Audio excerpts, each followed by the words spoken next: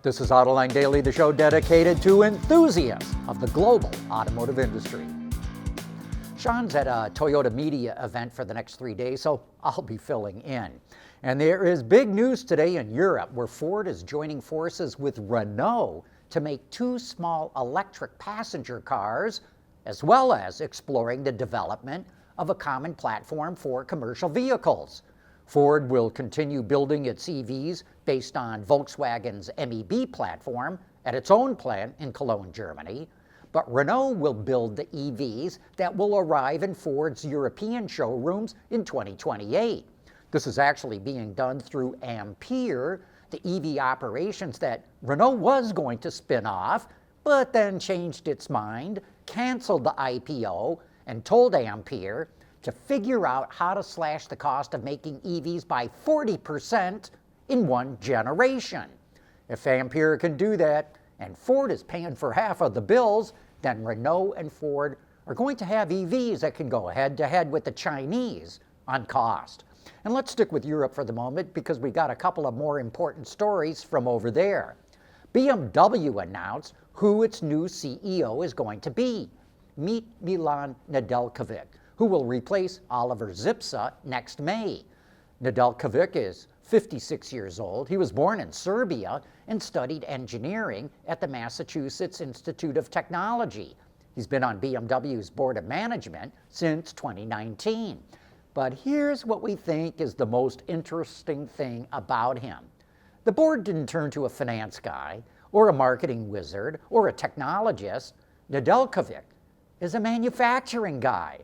As BMW works hard to compete with the Chinese on cost, it's very telling to see that the board turned to someone who knows operations. And speaking of BMW, we think it's got something of a first in the automotive industry. It's using a blockchain system from JP Morgan to automate some of its foreign exchange transactions. The system automatically transfers euros from BMW's Frankfurt accounts when dollar balances in New York drop below a certain threshold.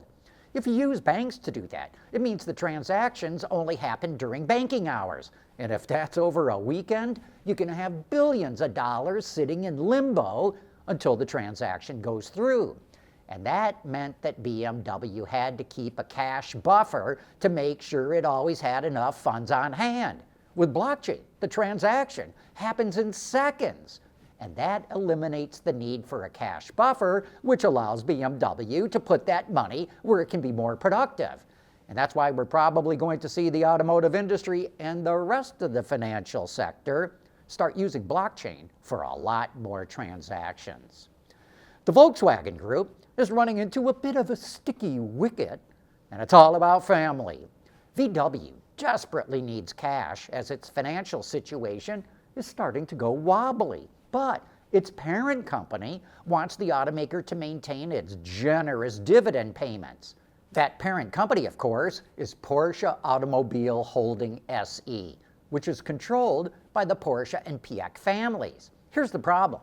Back in 2017, Hans Michael Piech borrowed 1.1 billion euros to buy shares in Porsche Holding from his brother Ferdinand Piech, to prevent those shares from being sold on the open market and keeping them all in the family. But now Hans Michael needs those dividends to pay off his loan. Last year, VW cut its dividend by 30% and would probably like to cut it even more to put that cash where it can be more productive. But it could be headed for a family fight over that money. Making a life full of memories. One road trip at a time. That's what really matters. Bridgestone Weather Peak tires with a 70,000-mile limited warranty.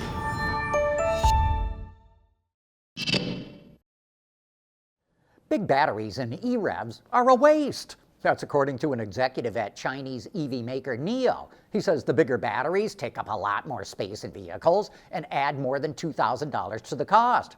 And he says they're not necessary because Chinese drivers are not as worried about range anxiety anymore because the charging network in China is improving. But the executive's comments might be a little bit self-serving because, as you know, NIO operates large battery swapping networks in China which means its vehicles don't need those larger batteries. Well, that didn't last long. Last week, President Trump said he wants K cars to be legally sold in the U.S., and now Fiat's going to start selling its tiny Topolino EV in the U.S. Obviously, the plan was in the works well before Trump ever started talking about K cars, but the timing can't hurt. While it's not a K car, the Topolino is classified as a quadricycle in Europe, which allows for low-speed use in cities and fewer licensing and safety rules. The two-seater has a top speed of 28 miles an hour, an electric range of 50 miles, and it sells for $11,500 in Europe. But Fiat didn't disclose any details for the U.S. version. Fiat has shown off the model at this year's New York and L.A. auto shows, and several U.S. dealers have actually had the model on display for the last few months, and it could go on sale in the U.S. sometime this coming spring. Say, is Tesla stock going to soar as the company leans into AI and humanoids? Not likely, says Morgan Stanley. It says those technologies have already been priced into the stock, which is trading around 210 times earnings.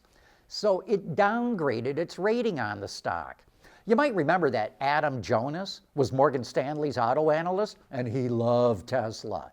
But 4 months ago, Morgan moved Adam off the auto beat and onto AI. And the new auto guy, Andrew Percoco, sees the stock dropping to around $388 a share. It's currently trading around $439. Earlier in the show, we talked about the Porsche and Piech families and how they control Volkswagen. Well, you know, it's just extraordinary to me how much family influence still exists in the automotive industry today. The Quandt family controls BMW. The Agnellis and Elkanns historically controlled Fiat, and now indirectly they control Stellantis. The Renault family used to control Renault, but Louis Renault, the founder, was a little too cozy with the Nazis during World War II, and so after the war, the French government yanked the company away from the family. In the US, the Ford family effectively controls the Ford Motor Company. In Japan, the Toyotas are heavily involved in Toyota. In South Korea, the Chungs control Hyundai. In India, the Tata family controls Tata, which of course owns Jaguar and Land Rover. And you know, that's one thing about this automotive industry. I can't think of any other massive global business sector that has so much family control. Hey, before we go, shout out to all you Patreon and YouTube members who contribute to Autoline. Thank you for your support. It really means a lot. But with that, we wrap up today's report.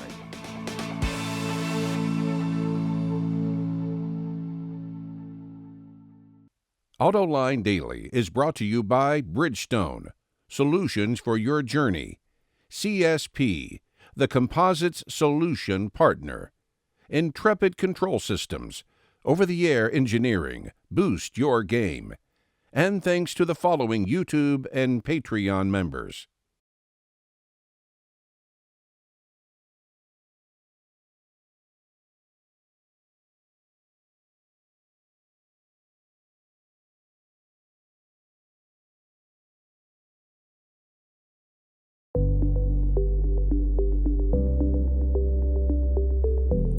Developing today's vehicles. Issues can happen in an instant. When's the best time to solve a problem? The minute you know you have one.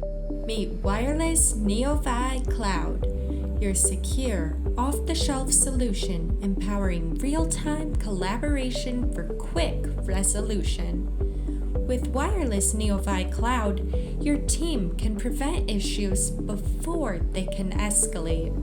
Driver communication data and remote diagnostics to analyze and resolve your problems using OTA, allowing your executives oversight throughout the process. Wireless NeoVi Cloud, your vehicle update solution in production and on the road.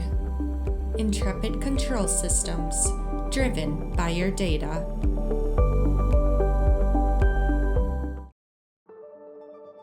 At CSP, we work with OEM engineers across the country on their journeys to lighter, safer, and more eco-friendly vehicles. Learn more at thecsp.com.